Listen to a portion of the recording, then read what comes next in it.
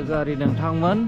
दिनै जोंनि गामियावहाय आमाइनि फिसाज्ला फंबायनि हाबा दङ बेखौ नोंथांमोननो दिन्थिनो आखायाव लाबाय नोंसोरो जोबजासे नायलांदो फैगासिनो दङ नै लामायावहाय गिर्जायाबो एसे गोजान बेनिखायनो थाबायबोदोंसो आरो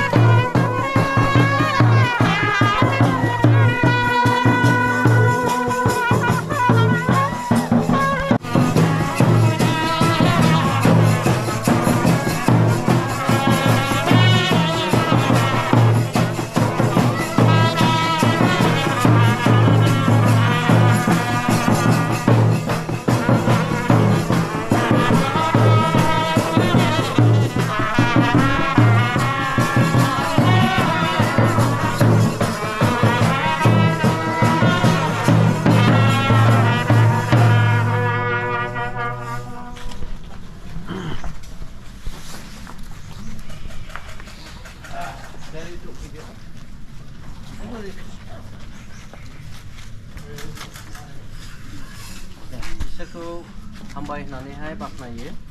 मानो हाबा खालामनाय न'खर दानाय बे बेब'स्थाखौ होबाय आरो बेबायदिनो दासिमहालागै जोंनि गेजेरावहाय सोलिगासिनो दङखाय जोंबो दिनैहाय बे एखे इसोरनि होनाय बिधिखौ लानानै जों बे दिनैनि सानै गथ'फोरखौ हाबा खालामबाय।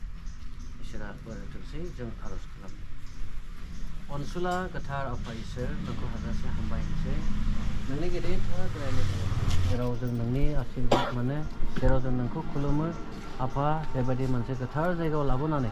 नोंनि बिधिजों हाबा खालामनो थाखाय जों फैबाय प्रभु बेवहाय नों जोंखौ सहाय खालामदो नोङो आशीर्बाद होदो आरो जों जेसेबां फैबाय जों साफ्रोमजोंबो लोगोसे थानानै नोंनि गोथार जिउनि दैदेननायजों बे गासैबो प्रग्रामखौ नों दैदेननानै जाफुंहोदो प्रभु जों जागायनायनिफ्राय जोबजासे गासैखौबो नोंनियावनो गथायनानै नों जोंनि बासायगिरि जिसु ख्रीष्टनि नामै बियो आमेन।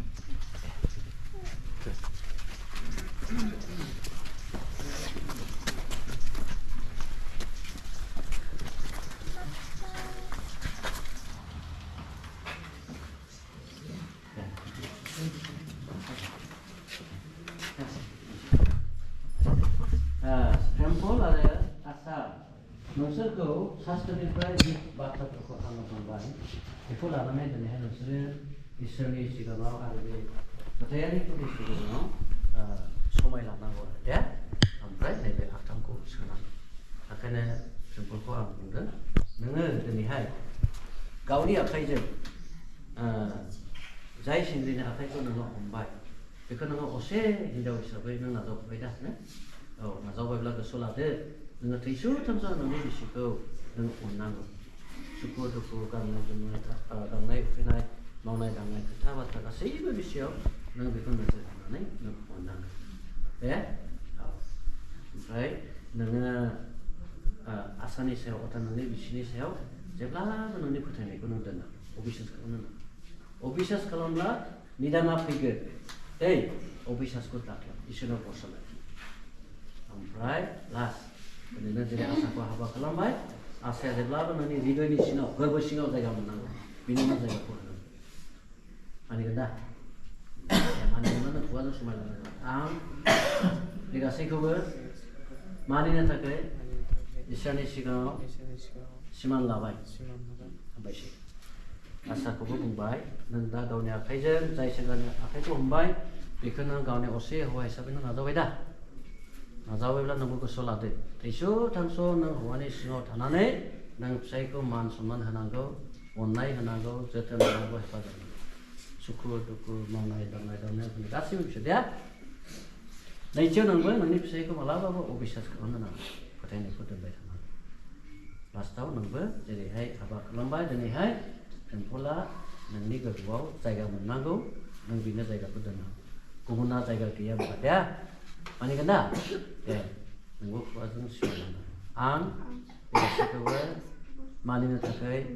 इसोरनि सिगाङाव सिमान लाबाय दे हामबायसै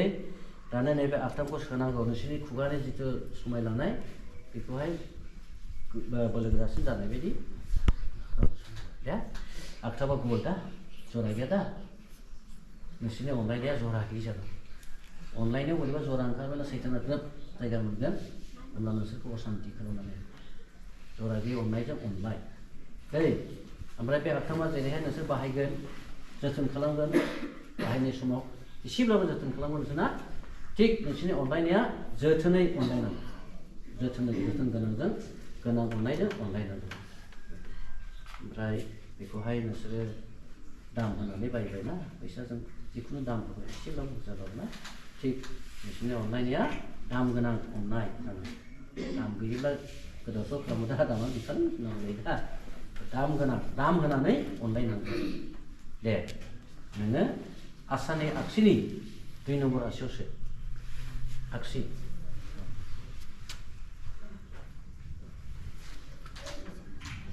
नोङो आगदाजों 2 नम्बर आसियावसो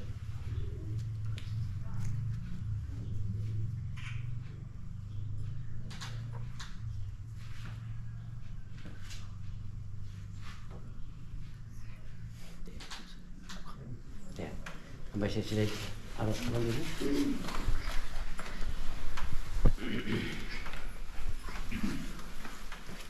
आर'ज खालामनि जों गोजौसिनथारनि अनसायग्रा सोरजिगिरि गोथां आफा इसोर नोंखौ हाजासे हामबाय आरो हामबायसै जोंनि गेदेर अननाय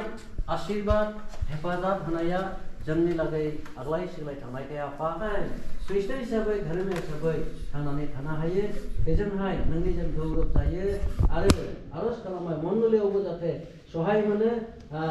मान सन्मान सफैयो प्रभु जों बेबायदि नोंनो आर'ज खालामदों सोरजिगिरि आफा गोबां समाव अभाब भबिसत बायदि रोखोम जुदिव जायोब्लाबो नोंनो न'खरनि बेंगिरि जानानै नोङो बेंदो दैदेनदो आरो सहाय खालामदो नांगौ बादि गियान बुद्धिनि समाव नों बिसोरखौ सहाय खालामदो नांगौ गियान बुद्धिखौ नोङो फोरोंदो आफा इसोर नोंखौ खावलायबाय सोरजिगिरि आफा जेरैबायदि नोंनि सिगाङावहाय सिमान लाबाय हौवा हिन्जाव अनलायनांगौनि सोमोन्दैहाय आफा बेबायदिनो हौवा हिन्जाव अनलायनायनि थाखायबो खावलायदों अननानै नों सहाय खालामदो आफा हौवाया जेरै गावनि बिसिखौ अननांगौ सहाय खालामनांगौ जोथोन होनांगौ बेबायदि होनो हाथोंसै हिन्जावबो गावनि फिसायखौ जेरैहाय मान सन्मान होनांगौ बेबायदि होनो हाथोंसै आरो परस्पर बेबायदि अनलायनायजों मोजां न'खरखौ लुखांनानै नोंनि गौरब खालामनो हाथोंसै आफा जों नोंनाव खावलायबाय धन्य प्रभु जिसु दिनै बिसोरनि बे हाबा जानायखौ गासै नोंनि सृष्टि खालामजानायफोर आरो मुलुगनि दंनायफ्राबो नुनो मोनबाय बिसोरबो नोंनि सिगाङाव फोरमान होसिगोन आफा बेनिखायनो आफा बे न'खरखौ दिनै नोंनाव गथायनानै होबाय जों दिनैनिफ्राय बे न'खरनि बिगोमा जानानै जों दैदेनबाय आफा इसोर नोंनि खाथियाव आरोबाव खावलायबाय दिनैहाय बे हाबा जेसेबां नोंनि फोथायारिफ्रा रंजानायजों हेफाजाब खालामबाय बयनिबो सायाव नोंनि आशीर्बाद नोङो दान खालामदो हामबायसै बे हाबाखौ जागायनायनिफ्राय जोबजासे नों दैदेननायनि थाखाय आफा नोंखौ हामबाय होननानै नों जोंनि बासायगिरि जिसु ख्रिस्टनि नामै बियो आमेन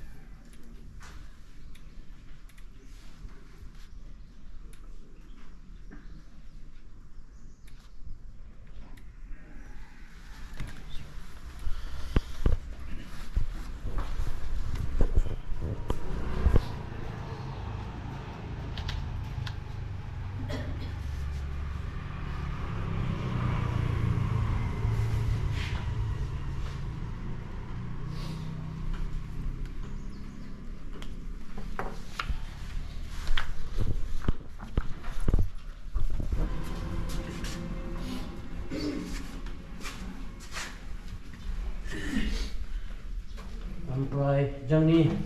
मिशन अफिसाव बे गांसे थाहैगोन उनावहाय मालाबा गोनां जायोब्ला नागिरोब्ला मोनसिगोन बेखौ कम्पिउटारावबो सोनानै दोनखानाय जाबाय दा दिनैहाय टेम्पल आरो आसामनि जिथु हाबा बे हाबाया बेयावनो जगायग्रा आरो हेफाजाब होग्रा जोंनिनो नोङो सोरजिगिरि आफा इसोर जों नोंखौनो हामबाय होनो आरो जों खावलायदों बे समावहाय जों दिनै नोंनि बिदि बायदि नोंनि होखानाय जायफोरखौ हाबा लानांगौ बेबायदि खालामदों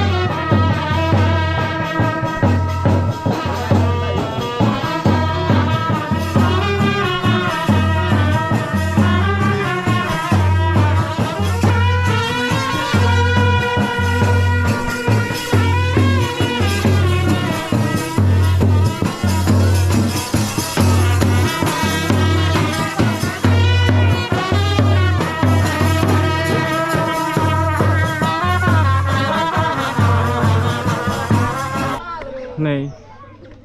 सिखा इसोरो गेजेराव थांजोबनांगौला फुल जाजोबगौमोन दा गेटआवसो बांसिन थाबाय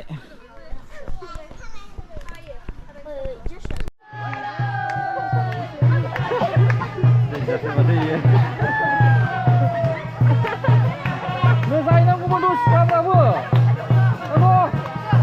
अरायथां सानैल'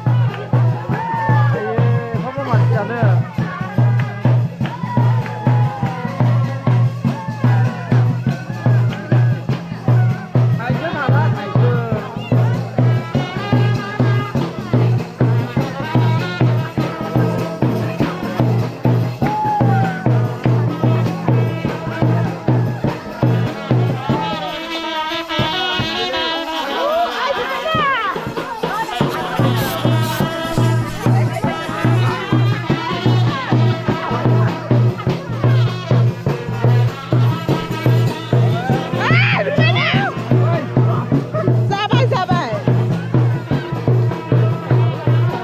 Ghiền Mì Gõ để không bỏ lỡ những